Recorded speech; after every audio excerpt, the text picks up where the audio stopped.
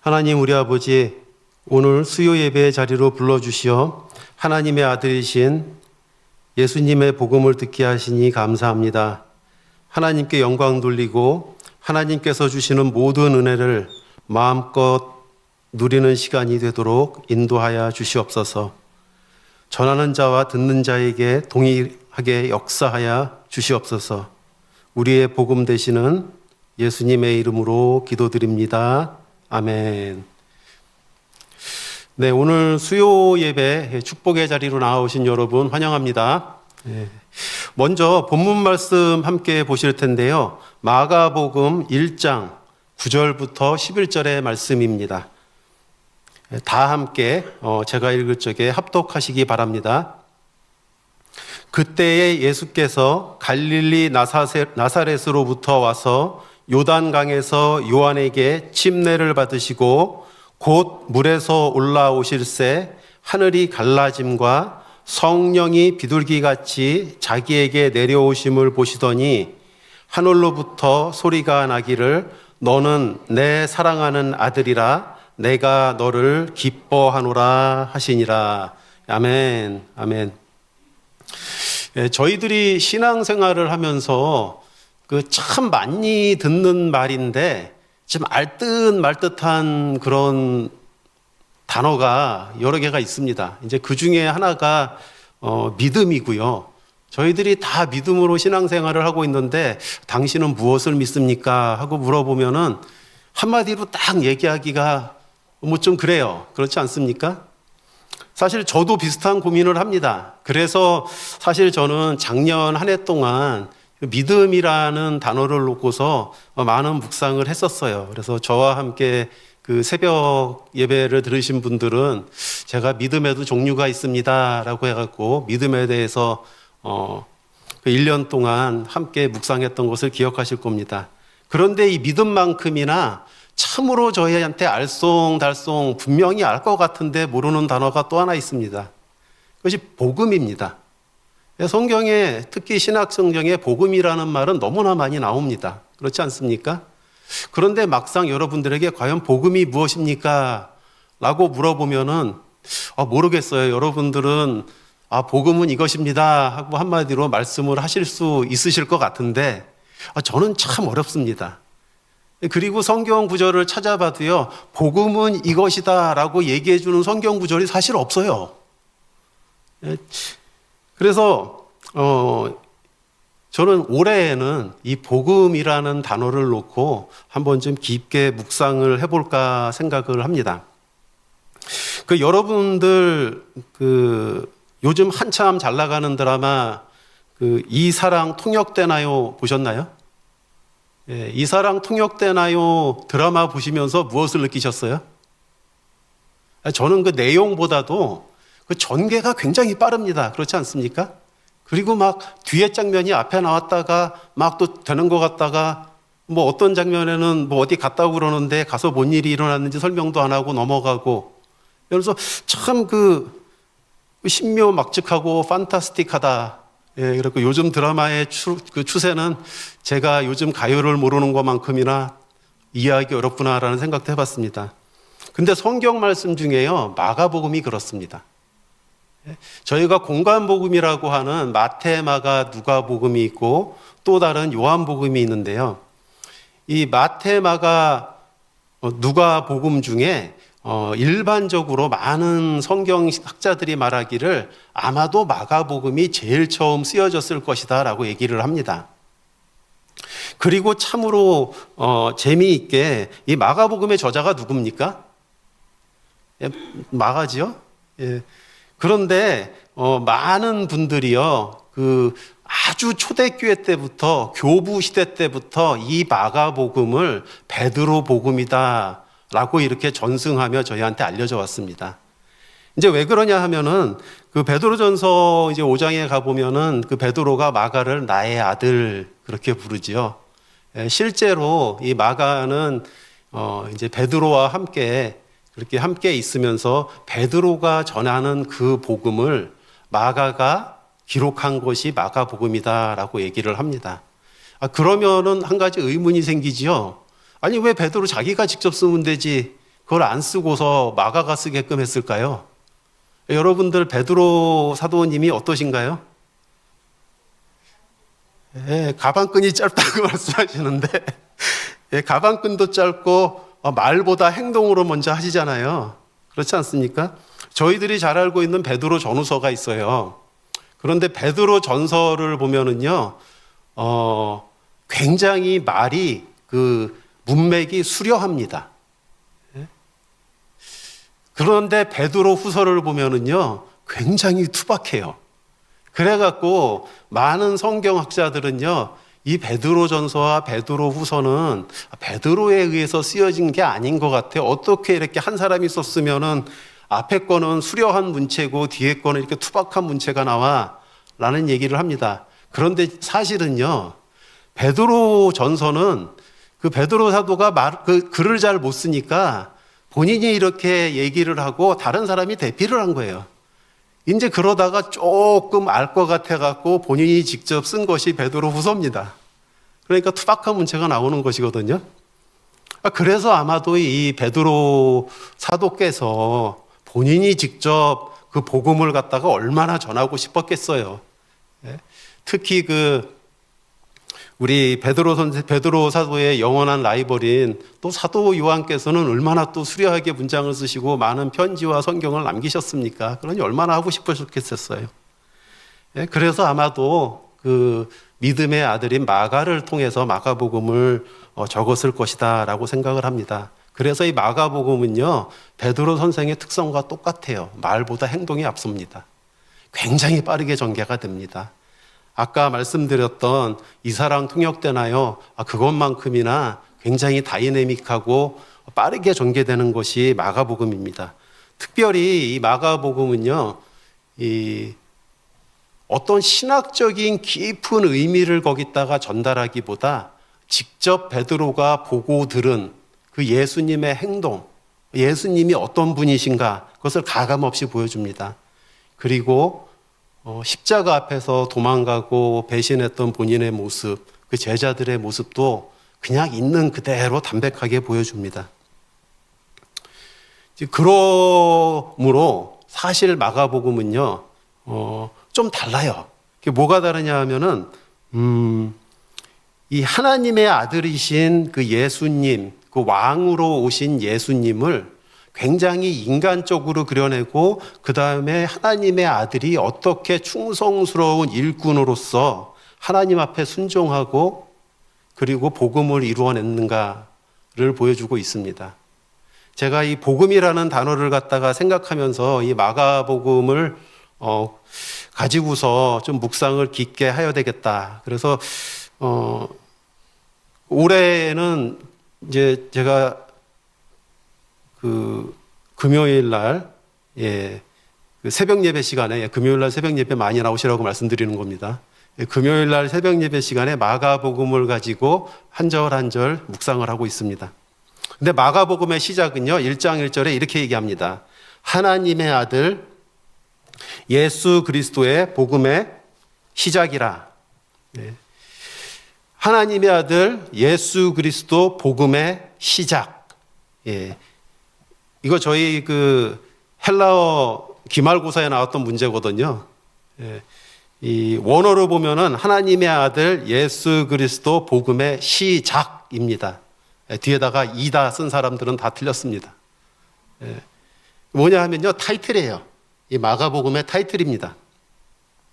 그리고 분명하게 이 전개되는 이 서사, 마가복음의 주인공이 누구인지를 처음부터 확실하게 밝히고 있습니다.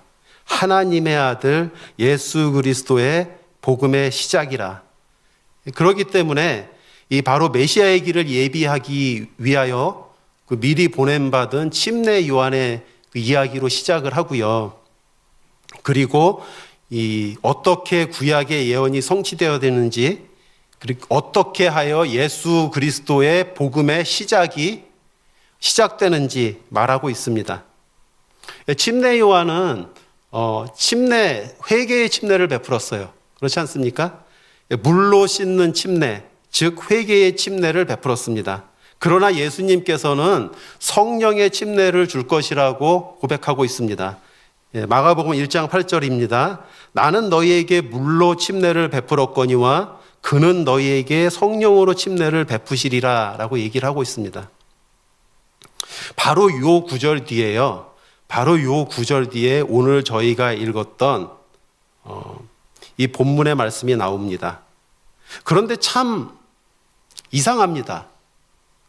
왜 그러냐 하면요. 분명히 요 앞에서 그리고 다른 공관복음에서도요. 이 침례 요한의 침례는 물로 씻기는 회개의 침례라고 얘기를 해요. 그런데 예수님은요. 죄가 없으신 분입니다. 하나님의 아들이십니다. 죄가 없으신 분이 회개의 침례를 도대체 왜 받아야 되나요? 참 이상하지 않습니까? 아마도 직접 그 침례를 베풀던 침례 요한이 아마 제일 이상했을 거예요. 그래서 이 침례 사건이 기록되어 있는 그런 그 마태복음과 누가복음에 보면은 이렇게 나옵니다. 특별히 마태복음 3장에 보면은 그 동일한 장면이 나오는데요. 14절, 15절입니다. 마태복음. 요한이 말려 이르되, 이제 침례 받으러 오시는 예수님을 보고서 그렇게 얘기를 하는 거예요. 요한이 말려 이르되, 내가 당신에게 침례를 받아야 할 터인데 당신이 내게로 오십니까? 예수께서 대답하여 이르시되, 이제 허락하라. 내가 이와 같이 하여 모든 의를 이루는 것이 합당하니라 하시니, 이에 요한이 허락하는지라. 모든 의를 이루는 것이 합당하니라 하시니 요한이 허락하는지라. 그러니까 이 순종하는 종으로서 그 예수님께서 그 예언된 말씀을 이루시기 위해서 이 침례를 받으러 오신 건데요. 그런데 구약 성경의 어느 구절에도요, 어느 예언에도 예수님이 메시아가 침례, 회개의 침례를 받아야 된다라는 예언을 한 구절은 한 군데도 없습니다.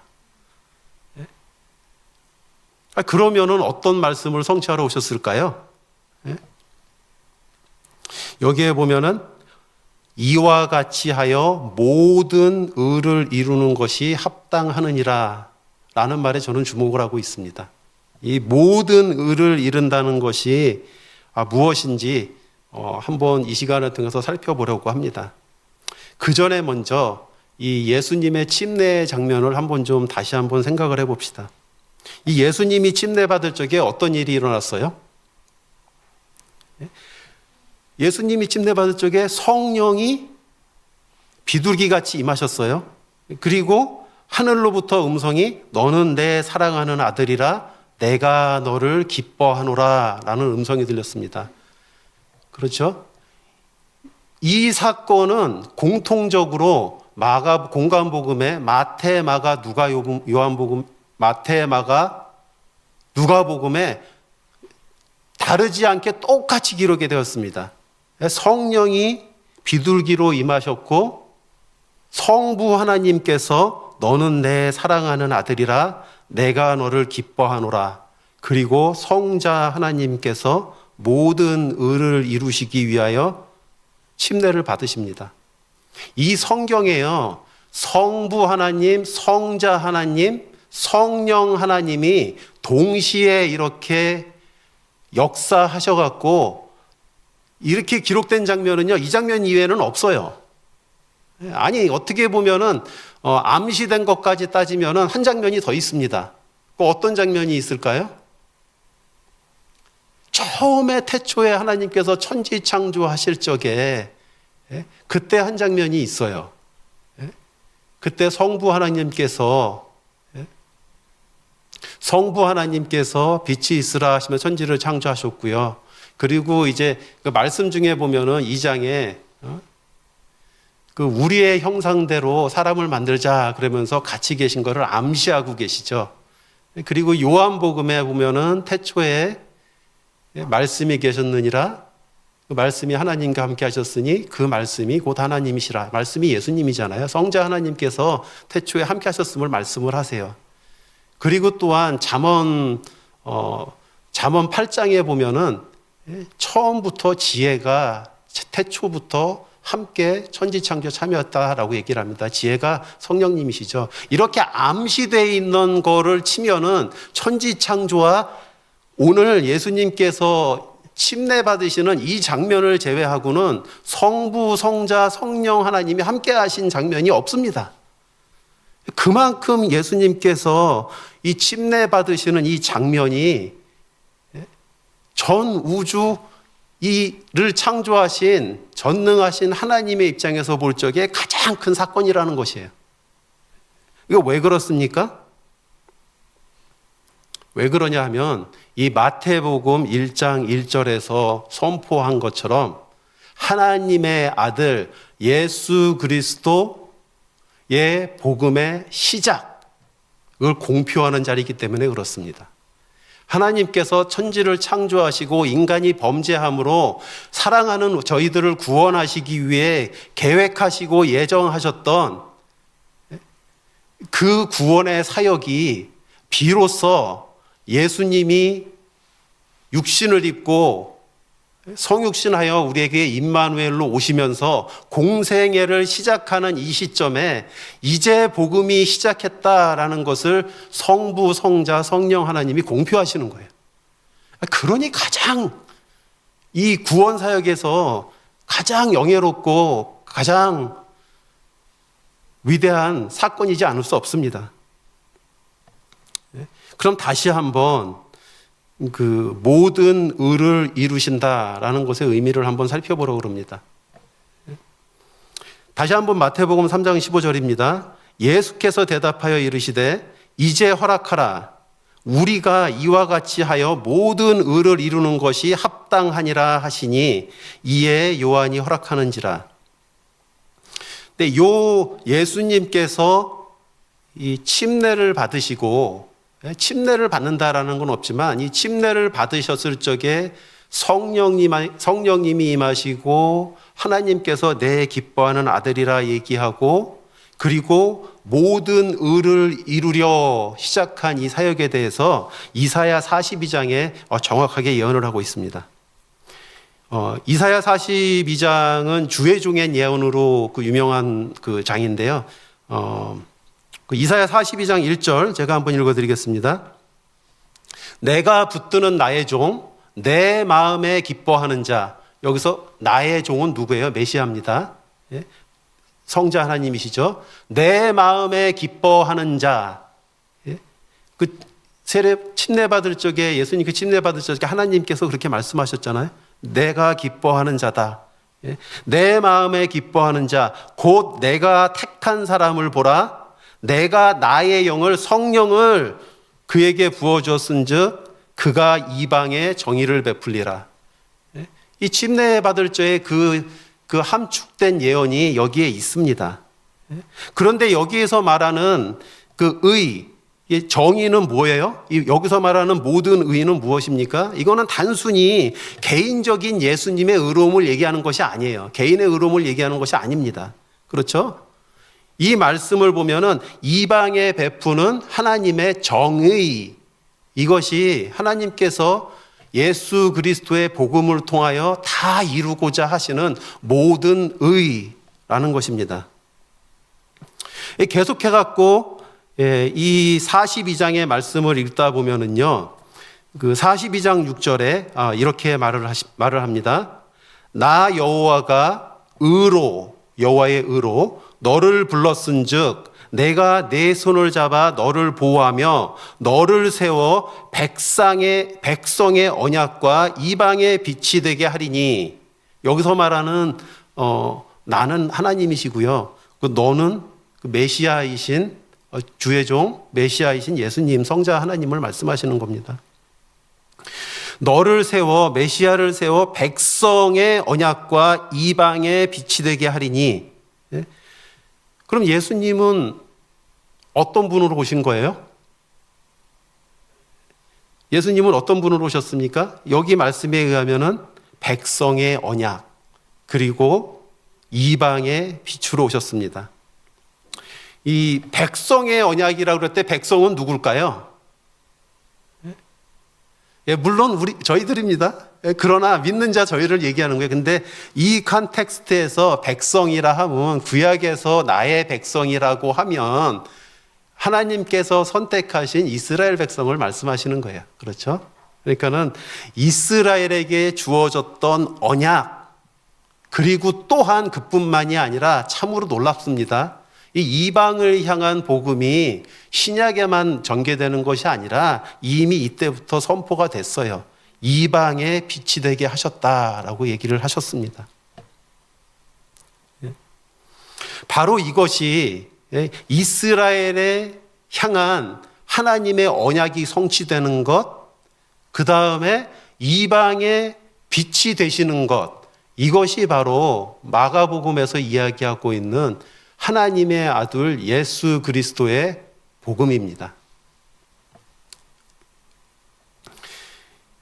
이게 조금 더 내려오면요, 이제 신약 성경에서 오면은 뭐 여러분들 들어보셨을 거예요. 한 세 사람이라는 개념이 있습니다.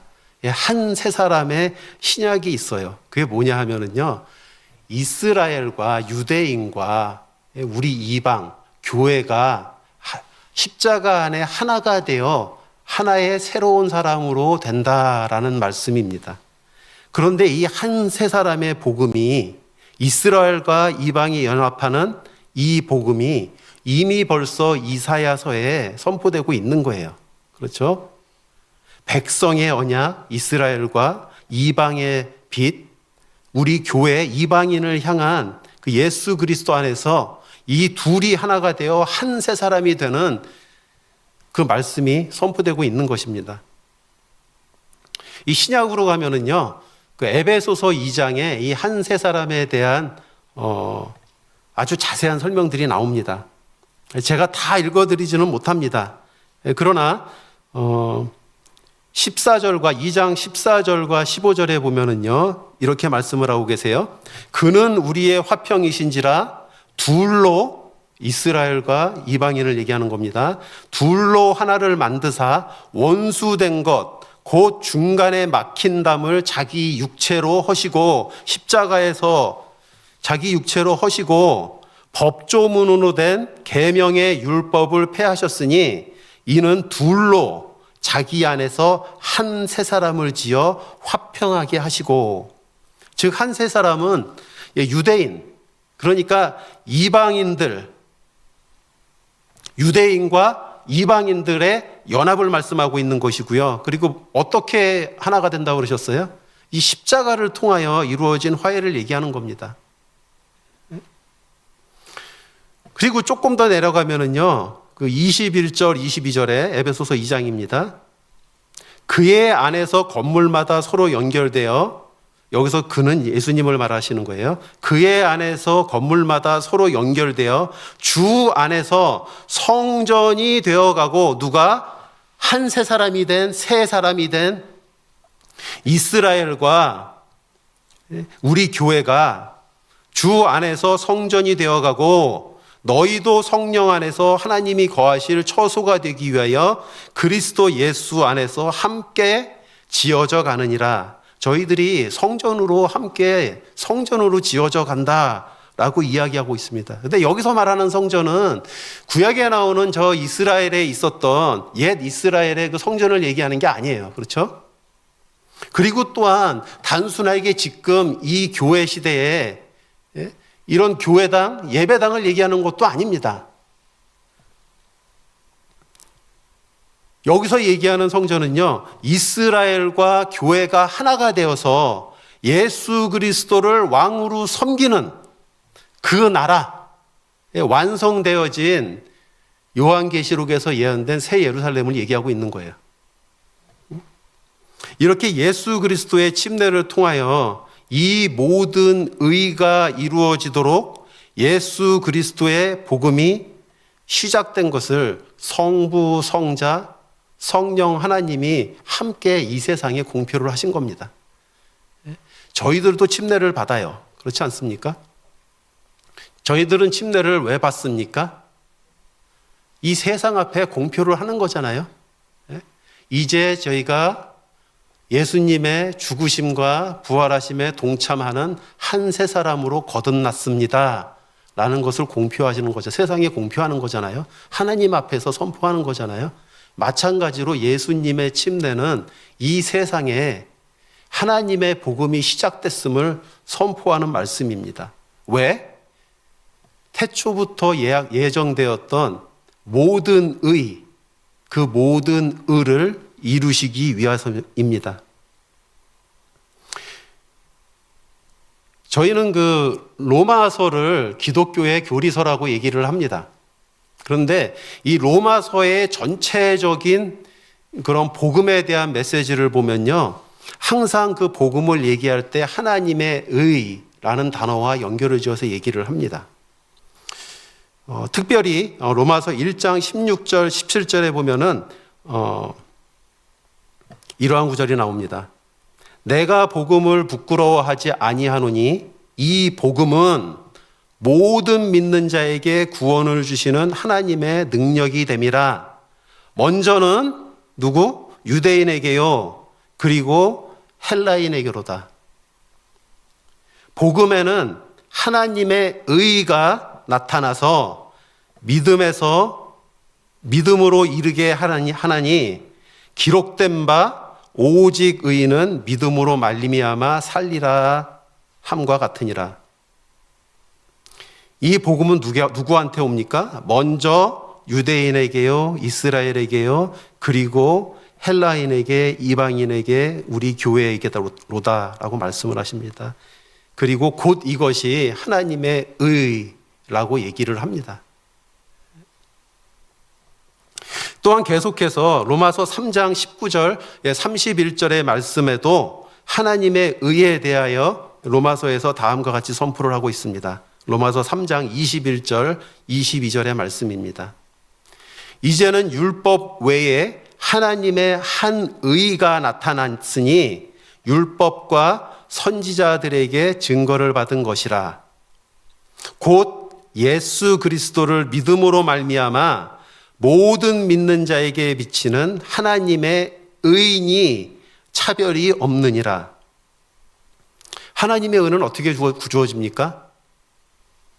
율법의 행위로가 아니라 여기서 선포되었듯이 믿음으로, 율법 이외에 나타난 하나님의 의, 그 하나님의 의로, 차별이 없는 하나님의 의로 누가 구원을 받아요? 동일하게 모든 사람들이 이스라엘과 저희 이방인 모두에게 역사하시는 겁니다. 그러므로 다시 한번 선포를 하고 있습니다. 로마서 3장 28절 29절의 말씀입니다. 그러므로 사람이 의롭다 하심을 얻는 것은 율법의 행위에 있지 않고 믿음으로 되는지를 우리가 인정하노라. 하나님은 다만 유대인의 하나님이시냐? 또한 이방인의 하나님은 아니시냐? 진실로 이방인의 하나님도 되시느니라. 이렇듯 성경은 일괄적으로 이 복음에 대해서 선포를 할 적에요, 이게 이방인 저희들한테 주어진 말씀만을 얘기하고 있지 않습니다. 이스라엘에게 주어졌던 그 언약의 말씀, 그러니까 아브라함과 이삭과 야곱의 하나님께서 그 선택받은 백성에게 주어졌던 그 약속을 성취하는 것이 복음이고요. 또한 거기에서 머무르지 않고 이미 구약에서 이방의 빛으로 예수님의 복음이 시작될 것임을 예언하고 있는 것입니다. 그리고 그 축복을 이방인 된 저희가, 교회가 지금 누리고 있는 것입니다. 그러면 침례가 무엇입니까? 예수님께서도 이렇게 선포하는 그 자리에서 침례를 받으셨고요.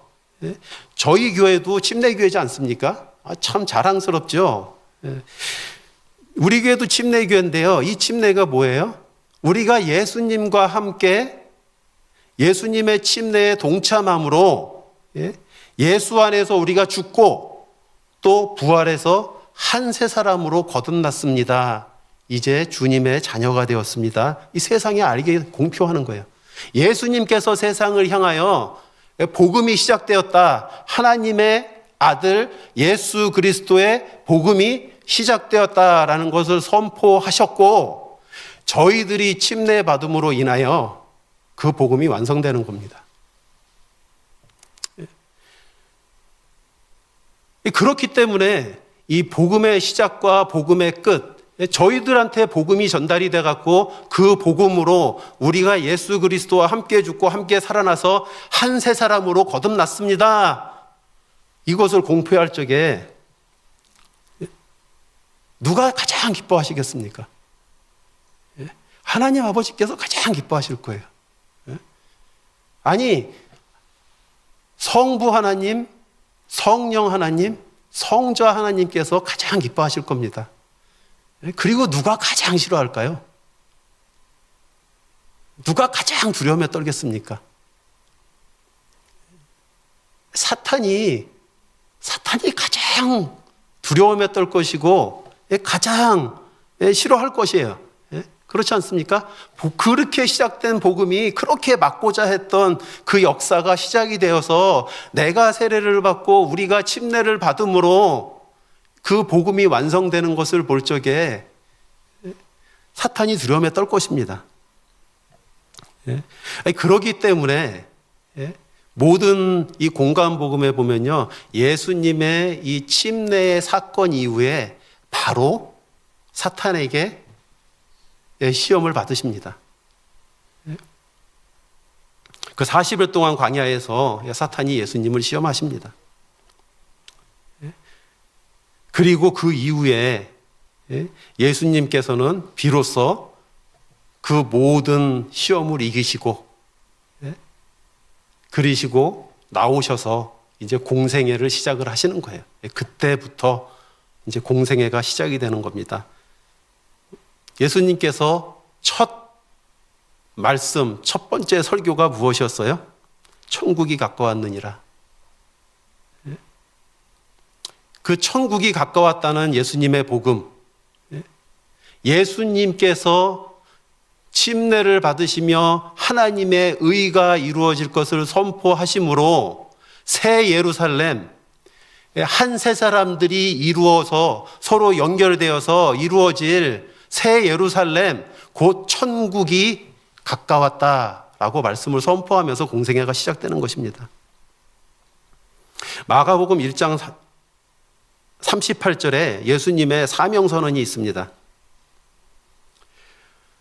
이르시되 우리가 다른 가까운 마을로도 가자. 거기에서 전도하리니 내가 이를 위하여 왔노라 하시고, 이게 예수님의 사명선언이에요.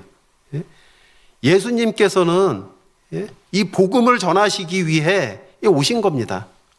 이 천국 복음을 선포하시고, 천국 복음이 뭐예요?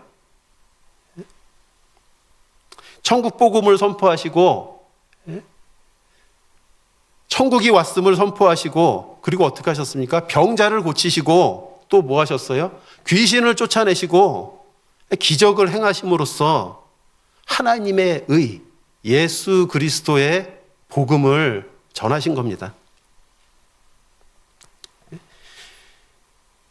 저희 2026년도 저희 교회의 비전이 무엇입니까? 이제 일꾼이 되겠습니다. 근데 저기 보면은 저희가 일꾼이 되겠습니다라는 성경 구절이 어디에서 나옵니까? 마태복음 9장 37절, 38절의 말씀을 인용했어요.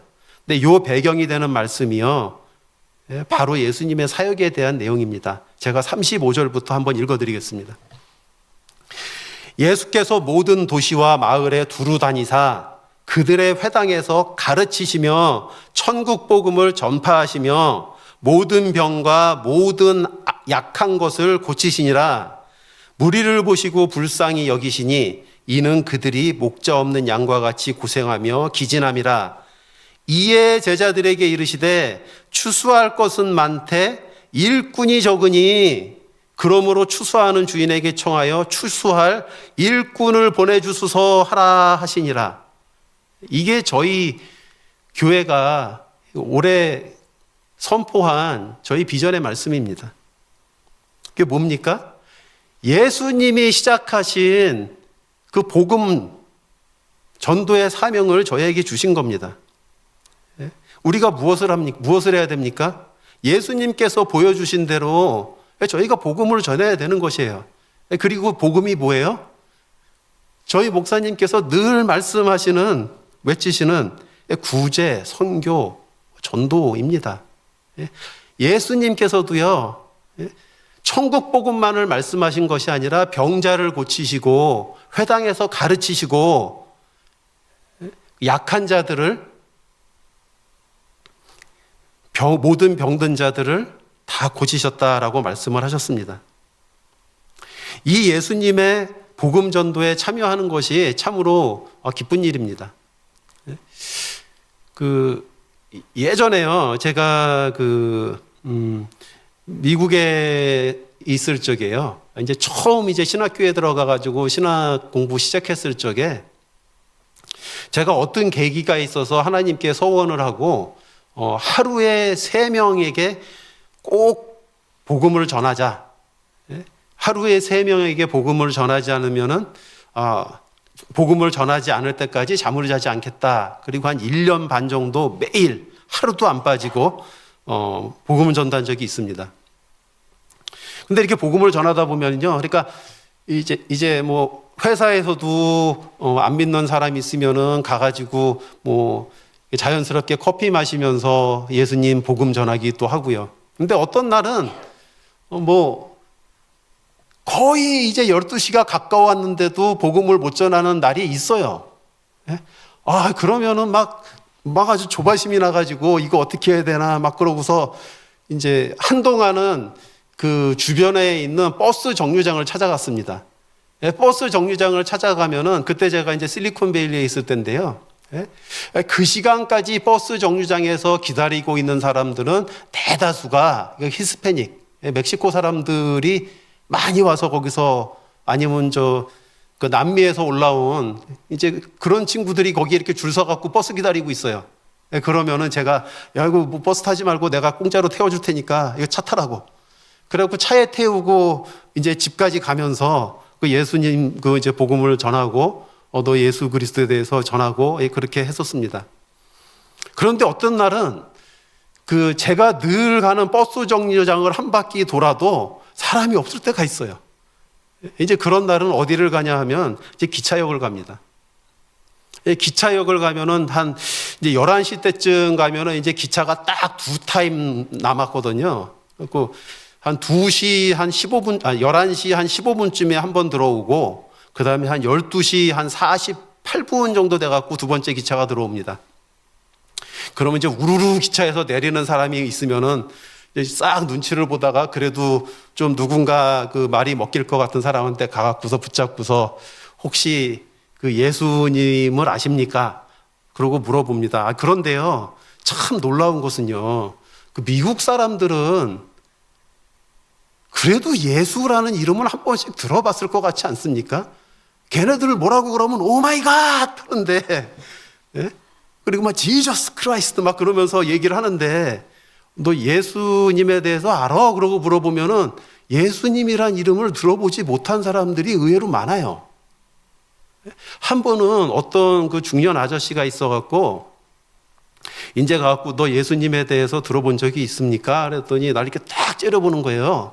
그래갖고 내가 한마디를 더 하려고 그랬더니 갑자기 이 가방을 갖다 저한테 가방이었는지 뭐 주머니에 손었는지 모르는데 탁 이렇게 내밀면서 너 한마디만 더 하면 나 여기 총이 있는데 너 쏠 거야. 딱 그러는 겁니다. 그래갖고 제가 순간 고민을 했습니다. 내가 이 자리가 순교의 자리가 될까? 한번 그냥 빡세게 한번 전도하고 어디 한번 순교를 해볼까? 한참 이렇게 그 아주 짧은 시간에 그 나름대로 막 고민을 하다가 그래도 나한테 주신 소명이 있는데 이건 아닌가 보다 그래갖고 그냥 아무 소리 없이 뒤돌아서면서 그래도 예수님은 너를 사랑하십니다. 그 한마디 하고 뒤돌아갖고 이렇게 갔던 기억이 있어요. 그리고 나서 한 2주 있다가 또 그때도 이제 그 복음 전도하는 사람을 못 찾아갖고 다시 기차역을 갔어요. 그리고서 눈치를 딱 보다가 저 사람한테 전도하면 잘 될 것 같다 싶은 사람이 또 보이길래 찾아가가지고서 제가 그 사람을 보면서 예수님에 대해서 들어봤냐? 그리고 딱 얘기를 하는데 이 사람이 나 또 딱 째려보는 거예요. 근데 그 순간 그때 기억이 딱 나오는데요.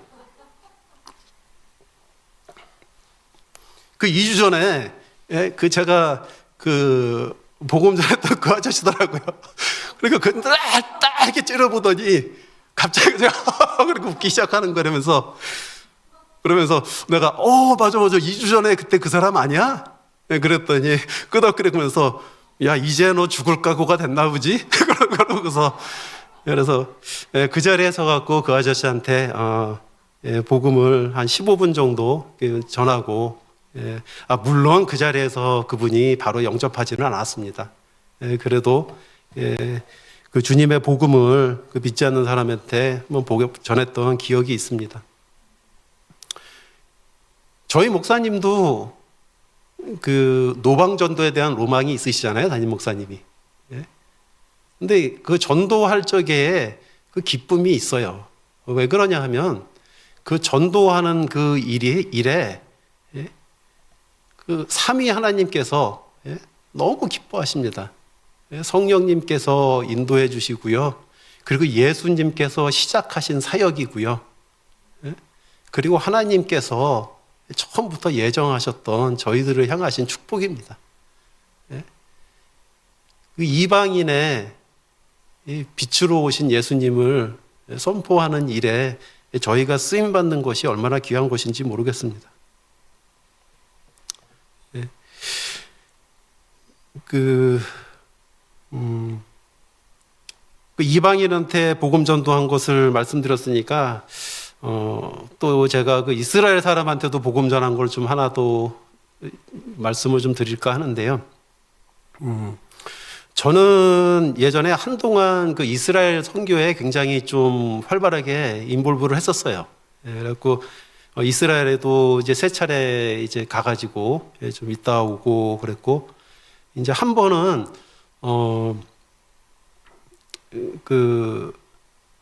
키스 아쉘 인트레이터 목사님이라고 굉장히 그 메시아닉 주 목사님이세요. 하버드에서 저 박사 받으시고 이제 개종하시고 이제 목사가 되셔갖고 복음 전도에 그 하시는 목사님이신데, 한동안 한국에도 많이 오셨었죠. 이스라엘 선교와 그 유대인에게 복음 전도하는 것에 굉장히 열의를 가졌었던 분인데, 이분이 2009년도, 2008년도에요. 그 이스라엘에서 그 복음 방송을 시작하려고 하셨습니다. 근데 워낙이 당시에 이 기독교계에서 그 유명하셨던 거물 목사님이기 때문에 이분이 그 기독교 방송을 시작한다라는 얘기를 듣고 이스라엘 당국에서 엄청나게 핍박을 했어요. 그럼에도 불구하고 그 뜻을 굽히지 않으니까 뭐라고 그때 제안을 했냐 하면은, 그래, 그 크리스찬 채널을, 라디오 방송인데요, 라디오 방송을 허락을 해줄게. 단 영어로만 전파를 보내라 라는 것이에요. 근데 이분은 처음부터 그 히브리어로, 유대말로 복음 방송을 하겠다는 비전을 갖고 계셨어요. 그때 마침 이제 제가 이스라엘 사역에 굉장히 많이 하고 있을 때이기 때문에 이제 아시는 분을 통해 갖고 저한테 연락이 왔습니다. 연락이 온 이유는 제가 또 그 IT 또 전문가 아니겠습니까? 그러니까는 거기 그런 시스템 구축하고 이제 그거 준비를 하고 있는데 좀 전문적인 테크니컬한 좀 조언을 듣고 싶다. 이제 그러면서 이제 요 사역에 대한 거는 이미 그 전에도 준비할 적에 제가 인볼브를 했었기 때문에 이제 어떤 내용인지는 알고 있었고요. 그래서 한번 초대를 하셔갖고 그때 갔는데, 이제 저는 그 사정을 갖다가 전후 사정을 듣고서 사실 그 목사님 만나면은 그렇게 말씀을 드리려고 그랬어요.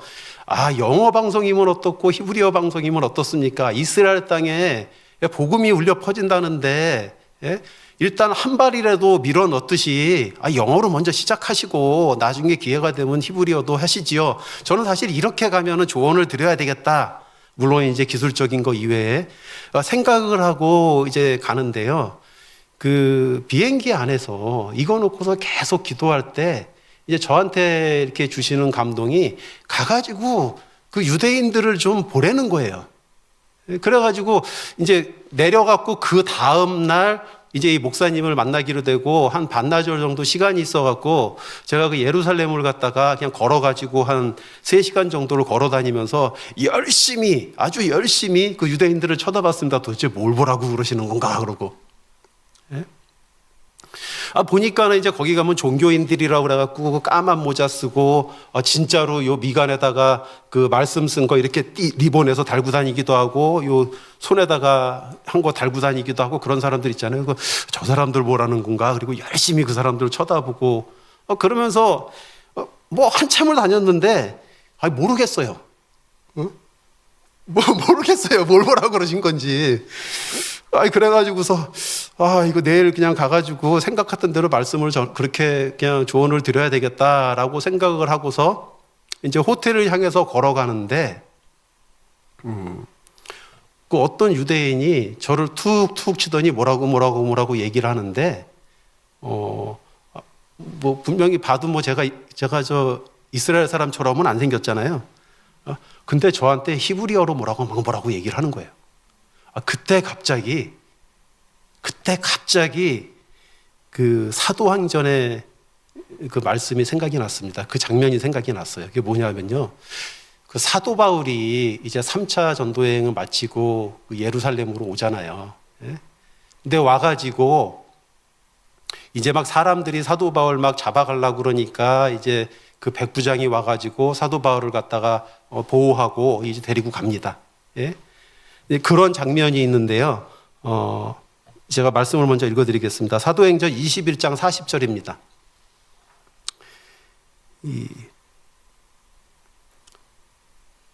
천부장이 허락하거늘 바울이 층대 위에 서서 백성에게 손짓하며 매우 조용히 한 후에 히브리 말로 말하니라. 이게 어떤 장면이냐 하면요. 사도 바울이 이렇게 이제 그 막 폭동이 일어날 것 같으니까 이렇게 백부장이 데리고 나가는데 이제 백부장한테 내가 저들에게 한마디 좀 해도 되겠습니까? 그랬더니 천부장이죠. 천부장이 이제 허락을 한 거예요. 그리고서 바울이 이제 그 계단 올라가던 층대 위에 서갖고 히브리 사람들을 향해서 손짓하며 조용히 하라고 하네. 뭐라고 나와 있냐면 히브리 말로 말하니라. 근데 언뜻 생각하면요. 히브리 사람이니까 히브리 말로 말했지. 뭐 당연한 거 아니야 하실 텐데 아니에요. 이 당시에요. 그 예수님도 그랬고 예수님의 제자도 그렇고 이스라엘 사람들은 히브리 말을 사용하지 않았습니다. 이들은 아람어를 사용했어요. 아람어가 이 사람들의 일상어였고요. 조금 식자는 조금 좀 그 가방끈이 길다 하는 사람들은 헬라어를 사용을 했습니다. 그게 만국 공용어였기 때문에. 히브리어를 사용하지 않았어요. 그런데 사도 바울이 그 자리에 서갖고 히브리어로 말을 하니까 사람들이 조용히 하고 사도 바울의 메시지에 귀를 기울입니다. 그래서 사도 바울이 복음을 전했죠. 물론 이제 저자가 망령되이 하나님의 이름을 망령되이 일컫는다고 그리고 막 돌을 던지려고 해갖고 빨리 또 피난을 가긴 했습니다만 요 장면이 딱 생각이 났던 거예요. 그래서 히브리 말로 복음을 전하는 것이 저 이스라엘 백성들에게 이것이 하나님의 그런 섭리와 뜻이 있는 거구나. 이게 영어로 전하는 것과는 다른 것이구나. 그런 경험이 있었습니다. 제가 이 말씀을 드리는 거는요. 그때도 느꼈던 것이 하나님의 마음은요. 우리 이방인들을 통해 가지고 종국에는 우리 이방인들을 통해 갖고 처음에 복음을 들었던 그러나 완곡하게 예수님을 거부했던 그 이스라엘 백성이 저희들의 믿음을 보고 질투를 느끼고 회복되어서 이 접붙임을 당한 저희들을 통해서 그 원가지에서 새싹이 나는 역사가 이루어지기를 원하시는 겁니다. 예? 결국엔 그렇게 한 세 사람의 모습으로 구원을 이루시기를 원하신다라는 것을 느꼈습니다. 예, 이렇게 판타스틱한 예수님의 복음 전도가 마가복음에 기록이 돼 있어요. 너무나 익사이팅하게 그렇게 기록이 되어 있습니다. 그리고 이제 마가복음 마지막에 이 모든 사명, 복음 전도의 사명을 마치시고 모든 의, 즉 복음 전도의 사명을 다 마치시고 예수님께서 십자가에 달리십니다. 마가복음 15장 36절 37절에 보면은 그 예수님께서 마지막으로 큰 소리를 지르시고 숨지셨다라고 말씀을 하십니다. 제가 읽어드리겠습니다. 마가복음 15장 36절 37절입니다. 한 사람이 달려가서 해면에 신 포도주를 적시어 갈대에 꿰매어 마시게 하고 이르되 가만두라, 엘리야가 와서 그를 내려주나 보자 하더라. 예수께서 큰 소리를 지르시고 숨지시니라. 예수님이 뭐라고 큰 소리를 지르고 숨지셨을까요?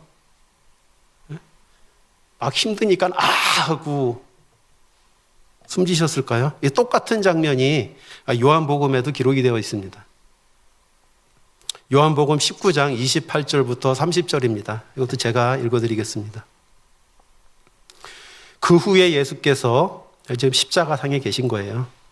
그 후에 예수께서 모든 일이 이루어 주신 줄 아시고 성경을 응하게 하려 하사 이르시되 내가 목마르다 하시니 거기 신포도주가 가득히 담긴 그릇이 있는지라. 사람들이 신포도주를 적신 해면을 우슬초에 매어 예수의 입에 대니 예수께서 신포도주를 받으신 후에 이르시되 다 이루었다 하시고 머리를 숙이니 영혼이 떠나가시니라. 똑같은 장면입니다.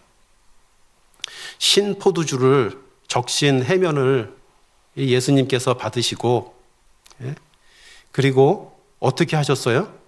이 마가복음과 요한복음의 말씀을 하면요, 큰 소리로 다 이루었다.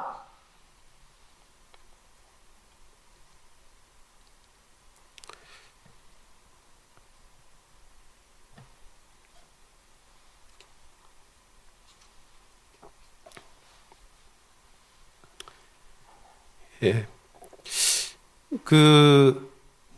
영화나 저희들 보면은 마지막에 다 이루었다. 그리고 고개를 푹 숙이는데 아니에요. 성경은 분명하게 얘기하고 있습니다.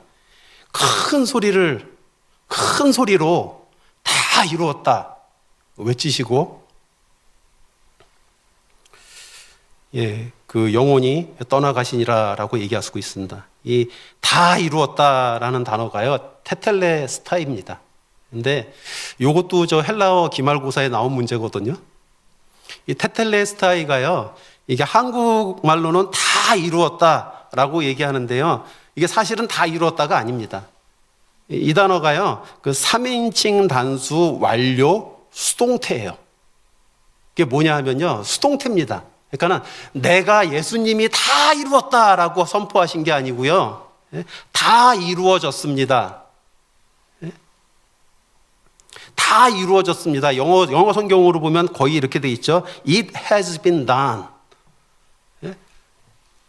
모든 것이 이루어졌습니다. 라고 하는 거예요. 그것이 다 이루어졌습니다. 내가 다 이뤘습니다가 아니에요. 그것이 다 이루어졌습니다. 그것이 뭐예요? 복음이 다 이루어졌습니다. 하나님의 의가 다 이루어졌습니다.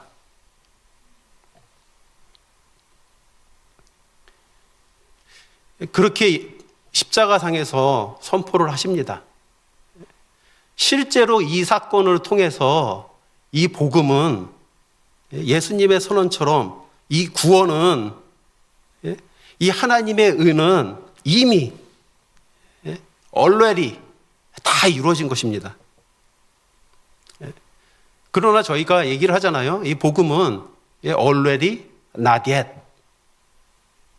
왜 그렇습니까? 하지만 아직도 우리에게 주어진 사명이 있기 때문입니다. 성부, 성자, 성령 하나님께서, 이 삼위 하나님께서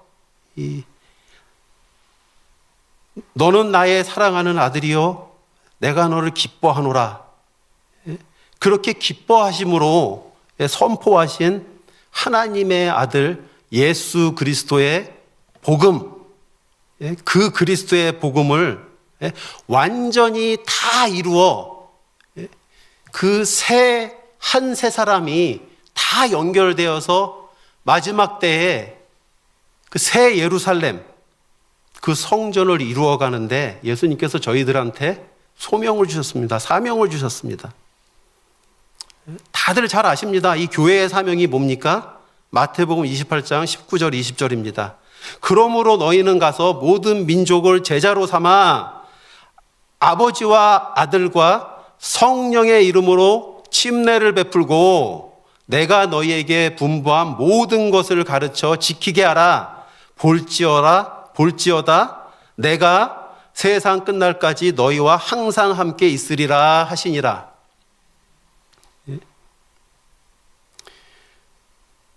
자, 여기 보면요, 참으로 놀랍습니다. 예수님께서 침례를 받으실 적에 삼위 하나님께서 성부 하나님, 성령 하나님, 성자 하나님이 함께 하셨어요. 그만큼 중요하고 가장 의미가 있는 사건이었기 때문에 그렇습니다. 그런데 제자들이, 우리 믿는 사람들이 나가서 한 세 사람을 만들고 그 사람에게 침례를 베풀 적에 동일하게 선포를 하라고 말씀을 하세요. 어떻게 침례를 줍니까? 성부 하나님 아버지와 성자 하나님 아들과 성령 하나님의 이름으로 침례를 베풀라고 얘기합니다. 예수님의 침례로부터 시작한 우리 복음의 역사가 이 우리들이 베푸는 복음 전도를 통하여 베푸는 그 침례로서 완성되는 거예요. 그렇기 때문에 사탄이 가장 그것을 싫어하는 겁니다. 그리고 또한 뭐라고 말씀을 하세요? 20절에 아까 말씀 보신 것처럼 가르쳐 지키게 하라. 가르쳐 지키게 하라.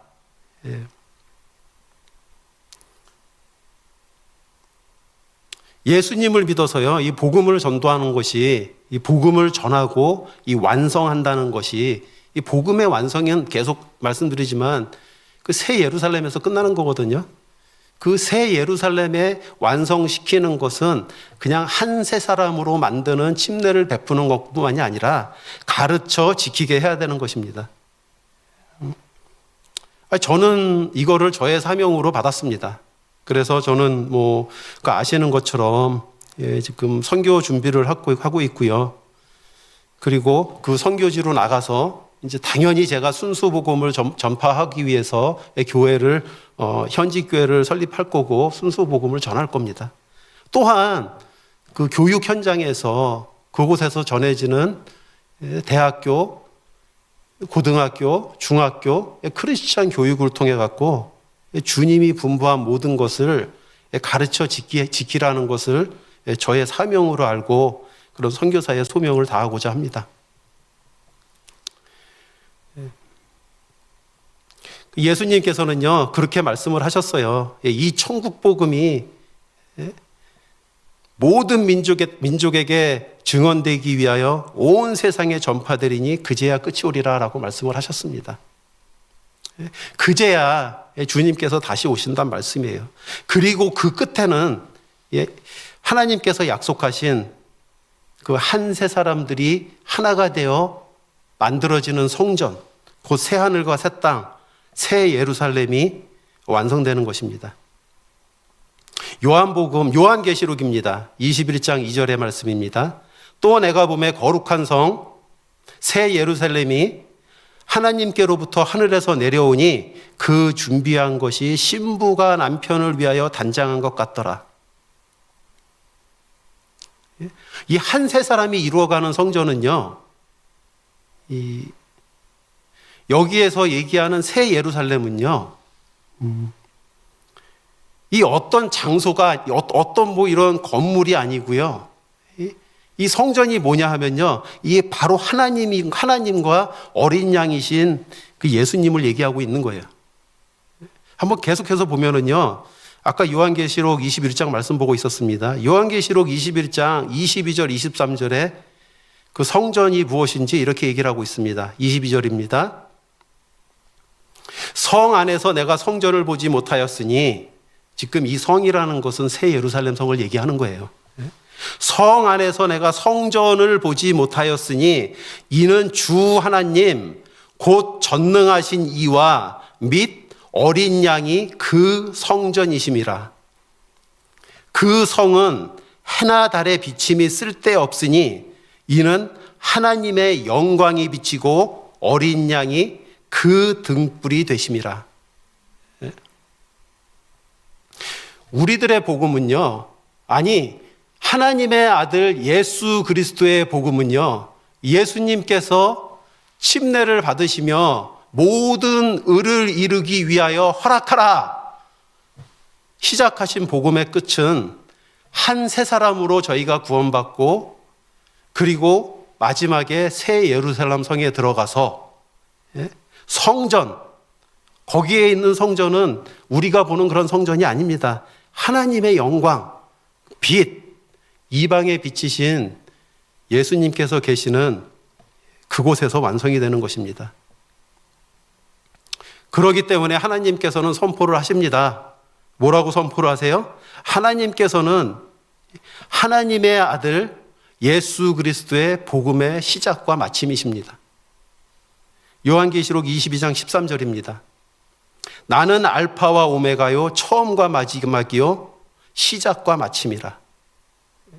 이 복음의 완성은 하나님의 구원의 계획으로 시작하여서 저희들을 하나님의 연인으로 창조하시고 코에 생기를 부어 생명이 되게 하시고 영적인 존재로 만들어 하나님과 사랑의 교제를 할 수 있는 존재로 만드시고 배반하여 타락한 저희들을 구원하시고자 그 오랜 시간 동안 기획하시고 준비하셔서 그 영광의 순간 예수님의 공생애가 시작되는 그 역사적인 사건으로부터 하나님의 아들 예수 그리스도의 복음이 시작되었고, 새 예루살렘에서 한 세 사람들이 다 모여서 이루어지는 그 아름다운 성전, 하나님의 영광, 어린 양이 그 등불이 되는 그 성전에 참여함으로 마침이 되는 것입니다. 하나님의 복음이 시작이, 그 마침이 그렇게 이루어지는 것입니다. 오늘의 말씀을 맺으려고 합니다. 저희는 올해 2026년도에 이제 일꾼이 되겠습니다 라고 고백을 합니다. 이렇게 2026년도 저희가 이제 일꾼이 되겠습니다 라고 고백하고 주님의 침례에 동참한 거듭난 이제 한 세 사람으로서, 주님의 제자로서, 그리고 하나님의 자녀로서,